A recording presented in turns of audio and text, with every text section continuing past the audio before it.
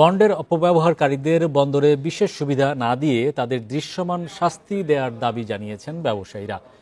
এদের কারণে প্রকৃত ব্যবসায়ীদের নানা সমস্যার মুখোমুখি হতে হয় বলেও মন্তব্য করেছেন তারা। রোববার এনবিআর আয়োজিত মিট দ্য প্রেস এসব কথা বলেন তারা। এ সময় জাতীয় রাজস্ব বোর্ডের চেয়ারম্যান আব্দুর রহমান খান বলেন, ব্যবসায়ীরা বন্ড সুবিধার অনেক অপব্যবহার করছেন, তাই আগামী বাজেটে এ সুবিধা অবারিত করা হবে না। তবে এ সুবিধায় রপ্তানি খাত অনেক দূর এগিয়েছে বলেও জানান তিনি। দেশের পোশাক রপ্তানি আত্মনির্ভরশীল হচ্ছে জানিয়ে চেয়ারম্যান আরও বলেন, বন্ড সুবিধা কমাতে ব্যবসায়ীদের সহযোগিতা করা দরকার। বন্ড ম্যানেজমেন্ট সিস্টেমকে পুরোপুরি অটোমেশনে আনা হবে বলেও জানান তিনি। তিনি বলেন, এখন থেকে কর বা ভ্যাট অব্যাহতি দেওয়ার ক্ষমতা থাকবে শুধুমাত্র সংসদের হাতে। এজন্য আয়কর ও ভ্যাট আইন সংশোধন করা হচ্ছে বলেও জানান তিনি। স্বচ্ছতাটা নিশ্চিত করা, এটা যদি আমরা অটোমেটেড বন্ডের মাধ্যমে সকল ইনফরমেশন ক্যাপচার করতে পারি, তাহলে কিন্তু আমরা খুব সহজে দেখতে পাবো যেখানে আসলে কি পরিমাণ অপব্যবহার হচ্ছে। আমরা যেটা দেখেছি, আমাদের ট্যাক্স টোটাল যা কালেকশন হয় তার 80%ই আসে হলো ডিডাকশনের সোর্স থেকে। ফলে এই জায়গাটা যদি রেভিনিউ লিকেজ থাকে, আমরা এটা কাভার দিতে পারি না। যখন আপনারা কোনো একটা সুবিধা বন্ধ করবেন, সেটাও যেন সংসদে যাওয়া, এটা চলমান থাকা উচিত। আপনার অবর্তমানে ভবিষ্যতে যারা চেয়ারম্যান আসবেন, তারাও যেন এটা চলমান রাখে, সেই গাইডলাইনটা আপনি দিয়ে যাবেন। দেশের ইসলামী ব্যাংকিং খাত শক্তিশালীভাবে গড়ে তুলতে ভালো নিরীক্ষা ও সুশাসন প্রয়োজন। পাশাপাশি পুরো ব্যাংকিং কাঠামোয় স্বচ্ছ পরিচালনা পর্ষদ জরুরি বলে মনে করছেন বাংলাদেশ ব্যাংকের গভর্নর আহসান এইচ মনসুর। রোববার রাজধানীর একটি হোটেলে আয়োজিত ইসলামিক ফিন্যান্স সামিট অনুষ্ঠানে তিনি আরও বলেন, দুর্বল 5 ব্যাংকের সংস্কারের জন্য একীভূত করা ছাড়া আর বিকল্প ছিল না। গেল আওয়ামী লীগ আমলে এস আলম গ্রুপ রাষ্ট্রীয় মদদে দখল করে নেয় ইসলামী ব্যাংক সহ 7টি ব্যাংক। এসব ব্যাংক থেকে নামে বেনামে ঋণ নিয়ে লুট করা হয় লাখো কোটি টাকা। ফলে সামগ্রিকভাবে তারল্য সংকটে ব্যাংকগুলোতে তৈরি হয় অস্থিরতা। ইসলামিক ফাইন্যান্স সামিট অনুষ্ঠানে বক্তারা বলেন, দেশের আমানতের 25% রয়েছে ইসলামী ব্যাংকগুলোতে, আর 4 কোটির বেশি আমানতকারী ইসলামী ব্যাংকিং কার্যক্রমের সাথে যুক্ত রয়েছে। গুটি কয়েক ব্যাংকে আমরা দেখেছি যে ইসলামী ব্যাংকিং এ ইসলামিক প্র্যাকটিস নাই। সো আমরা লোন নিয়ে কি বলা যায়, জালিয়াতি হয়েছে। যে জালিয়াতি কি ইসলামিক এটা সাপোর্ট করে না। যে কোনো লোন তো অ্যাসেট ব্যাক হতে হয়, তার মানে তারা ইসলামী শরিয়া মানেনি। আবার এটা ভেবে নেওয়া উচিত না এটা কনভেনশনাল ব্যাংকিং ইসলামী শরিয়া মানে না, এটা টোটালি ভুল ধারণা। এ সময় বাংলাদেশ ব্যাংকের গভর্নর বলেন, বৈচিত্র্যময় ও শক্তিশালী হওয়া সত্ত্বেও লুটেরা গোষ্ঠীর হাত থেকে রক্ষা পায়নি ইসলামী ব্যাংক। ব্যাংকটি থেকে একটি পরিবার 50,000 কোটি টাকা নিয়ে গেছে বলেও জানান তিনি। আমরা ইসলামী ব্যাংকগুলোতে শক্তিশালী পর্ষদ দেখতে চাই। এছাড়া সব ধরনের ব্যাংকে স্বচ্ছতা, জবাবদিহিতা নিশ্চিত করতে হবে, যাতে করে ব্যাংকিং খাতে সুশাসন ফিরে আসে। আশা করি সম্মিলিত ইসলামী ব্যাংক একটি শক্তিশালী ব্যাংকে রূপান্তরিত হবে। বক্তারা জানান, দেশে ইসলামিক ফিন্যান্স শিল্পের ভিত্তি সুদৃঢ় করতেই এই সামিট। এতে উপস্থিত ছিলেন দেশ বিদেশের নীতি নির্ধারক, বিনিয়োগকারী, আন্তর্জাতিক ইসলামী দার্শনিক সহ শরিয়া বিশেষজ্ঞরা। Shafil Alam Sujan, Independent News, Dhaka. পুঁজিবাজারে তালিকাভুক্ত একীভূত 5টি ব্যাংকের বিনিয়োগকারীদের শেয়ার মূল্য দ্রুত ফেরত দেওয়ার দাবি জানিয়েছেন পুঁজিবাজার বিনিয়োগকারী সম্মিলিত জাতীয় জোট। দুপুরে পুঁজিবাজার নিয়ন্ত্রক সংস্থা বিএসইসির সামনের সংবাদ সম্মেলনে তারা এমন দাবি করেন। এ সময় তারা মার্জিন ঋণ বিধিমালা 2025-এর গেজেট দ্রুত বাতিল সহ মিউচুয়াল ফান্ড বিধিমালা 2025 বাতিলের দাবি জানান।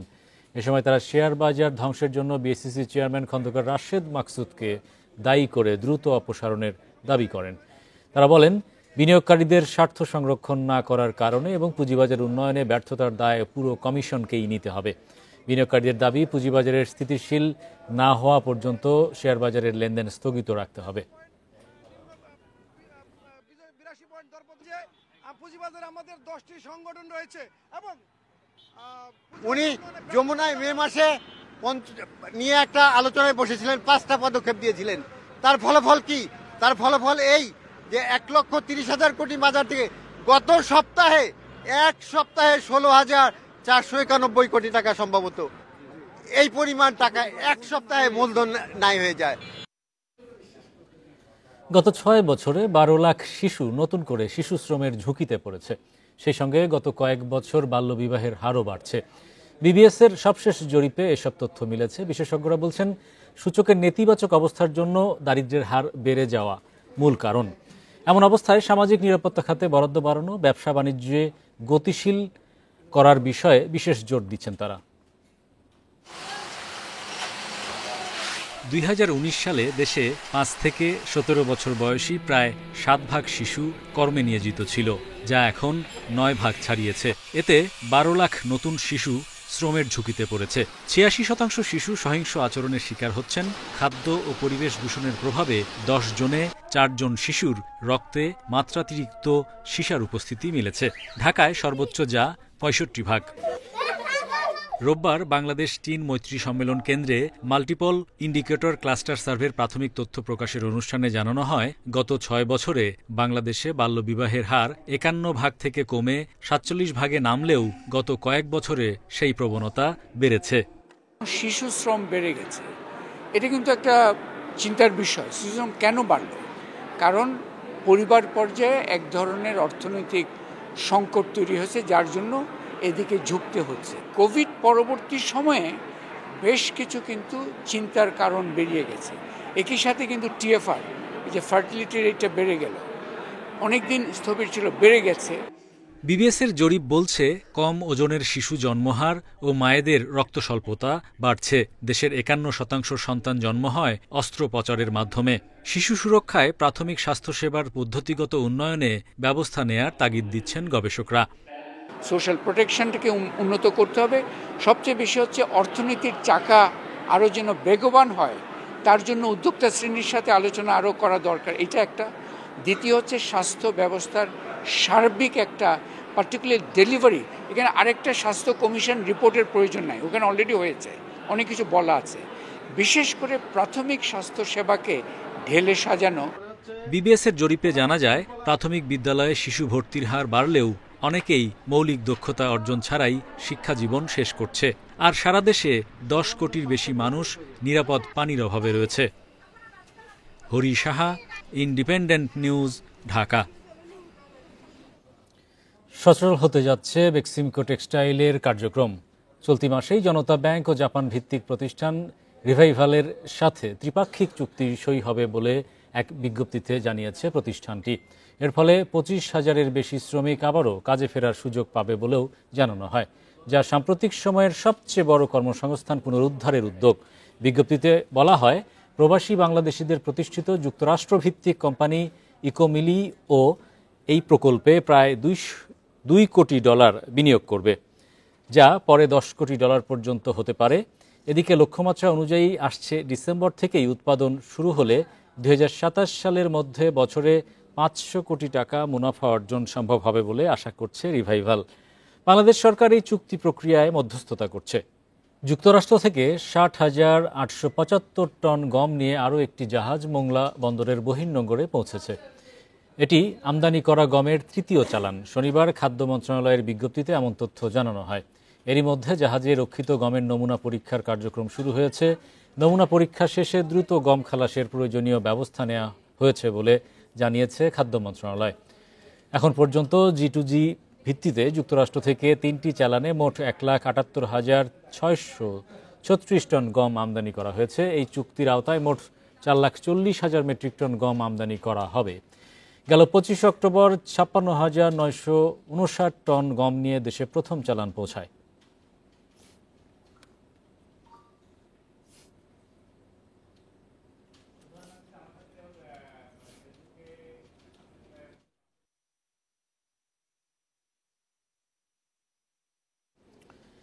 দেশের বাজারে কমেছে স্বর্ণের দাম। প্রতি ভরিতে দাম 5,519 টাকা কমে 22 ক্যারেট সোনার মূল্য দাঁড়িয়েছে 2,08,272 টাকায়। শনিবার রাতে এমন এক সংবাদ বিজ্ঞপ্তিতে জানায় বাংলাদেশ জুয়েলার্স অ্যাসোসিয়েশন বাজুস। রোববার থেকে নতুন এই দর কার্যকর হবে। বিজ্ঞপ্তিতে বলা হয়, দেশের বাজারে তেজাবি বা খাঁটি স্বর্ণের দাম কমায় স্বর্ণের নতুন দর ঠিক করা হয়েছে।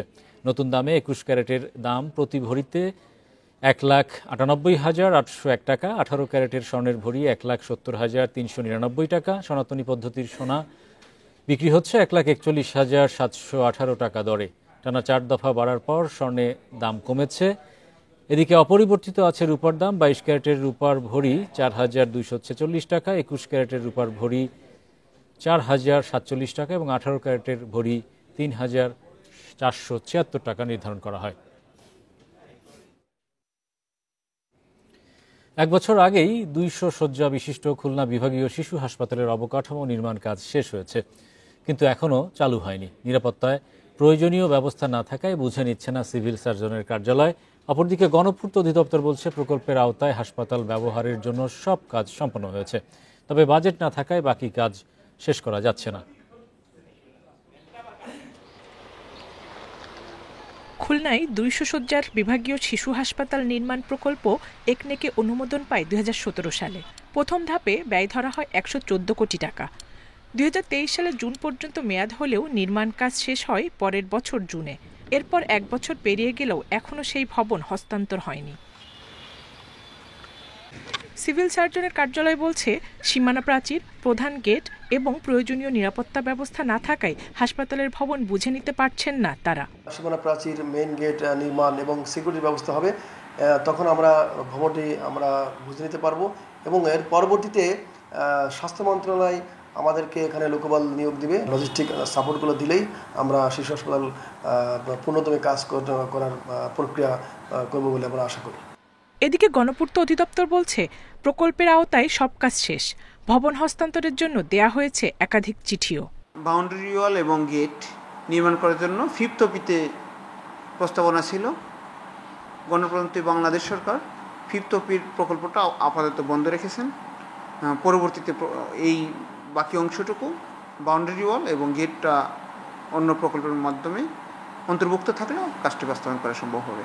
হাসপাতালটির প্রথম ধাপের কাজ শেষ হওয়ার পরও চালু না হওয়া দুঃখজনক বলছেন নগরবাসী। সব জটিলতা কাটিয়ে সেখানে দ্রুত চিকিৎসা শুরুর দাবি তাদের। এটার যে প্রকৃত সেবা, সেই সেবা থেকে বঞ্চিত হচ্ছে এবং এটা আমরা সন্দিহান যে আদৌ এই ভবনটি কাজে লাগবে কিনা বা এই শিশু হাসপাতালটি আসলে কার্যক্রম চালু হবে কিনা।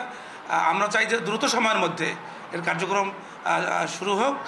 স্থানীয়রা বলছেন, হাসপাতালটি চালু হলে খুলনা বিভাগের উপকূলীয় 10 জেলা সহ দক্ষিণ পশ্চিম অঞ্চলের শিশুরা উন্নত চিকিৎসা পাবে।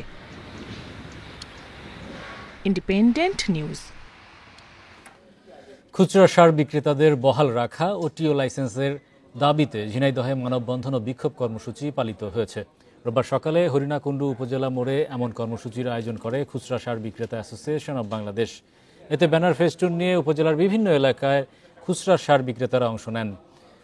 বক্তারা বলেন, খুচরা সার বিক্রেতাদের বাতিল করতে প্রজ্ঞাপন জারি হয়েছে। এটা বাস্তবায়ন হলে দেশের 44,000 ব্যবসায়ী ও তাদের পরিবারসহ 5 কোটি কৃষক ক্ষতিগ্রস্ত হবে। তাই এই সিদ্ধান্ত বাস্তবায়ন না করার আহ্বান জানানো হয় কর্মসূচিতে। পরে একটি বিক্ষোভ মিছিল বের করা হয়। মিছিলটি বিভিন্ন সড়ক ঘুরে উপজেলা কৃষি অফিসের সামনে গিয়ে শেষ হয়। সেখানে উপজেলা কৃষি সচিব বরাবর স্মারকলিপি পেশ করেন ব্যবসায়ীরা।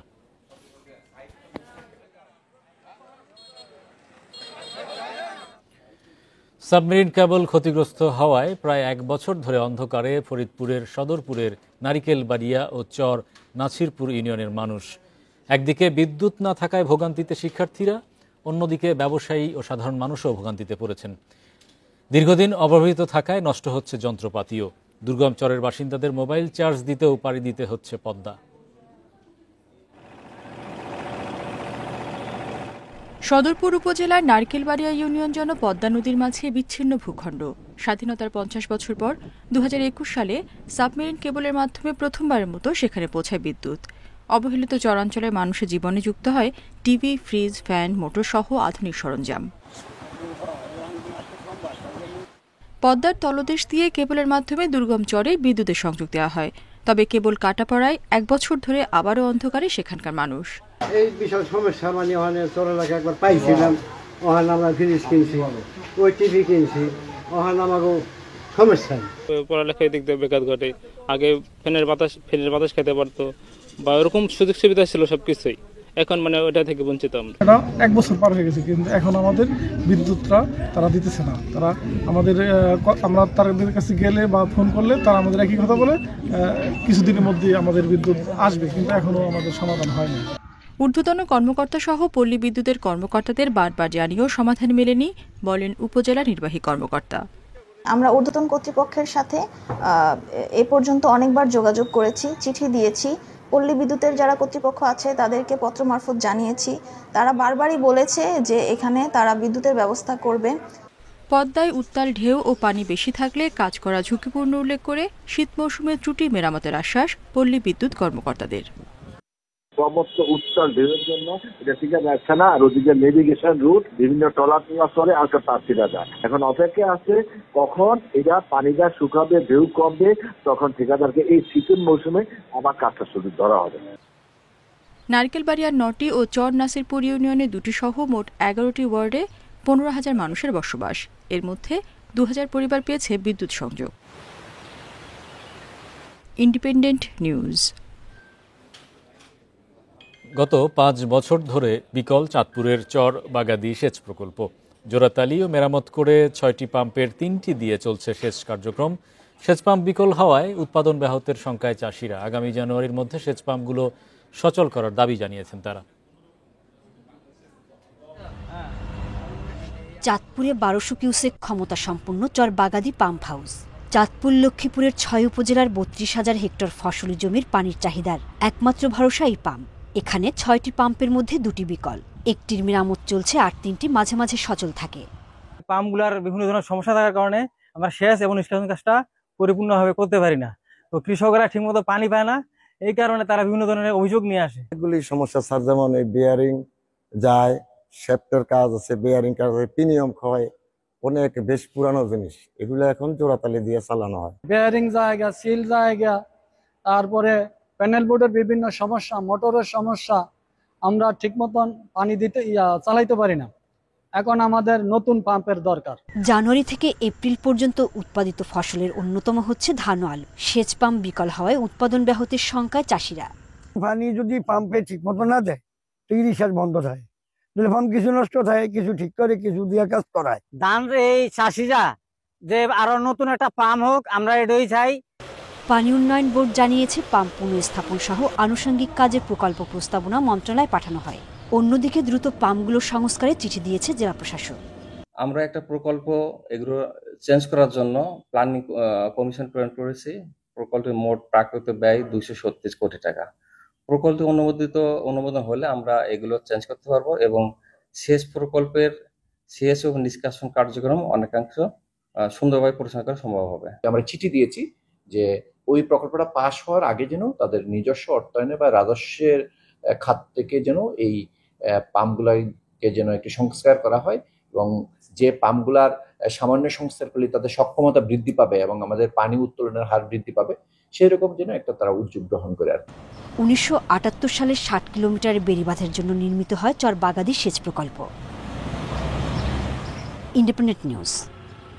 এবারে জানাবো বিশ্বের প্রধান মুদ্রার সাথে টাকার আজকের বিনিময় হার। দর অপরিবর্তিত। যুক্তরাষ্ট্রের ডলারের বিনিময় হয়েছে 122 টাকা 80 পয়সায়। যুক্তরাজ্যের পাউন্ডের দর বেড়েছে, বিনিময় হয়েছে 166 টাকা 66 পয়সায়। বেড়েছে ইউরোর দর, বিনিময় হয়েছে 146 টাকা 99 পয়সায়। ভারতীয় রুপির দর অপরিবর্তিত, বিনিময় হয়েছে 1 টাকা 45 পয়সায়। সৌদি রিয়ালের দর অপরিবর্তিত, বিনিময় হয়েছে 29 টাকা 88 পয়সায়। দর অপরিবর্তিত আরব আমিরাতের দিরহামের, বিনিময় হয়েছে 33 টাকা 60 পয়সায়। দর বেড়েছে কুয়েতি দিনারের, বিনিময় হয়েছে 402 টাকা 43 পয়সায়। মালয়েশিয়ান রিঙ্গিতের দর অপরিবর্তিত, বিনিময় হয়েছে 29 টাকা 88 পয়সায়।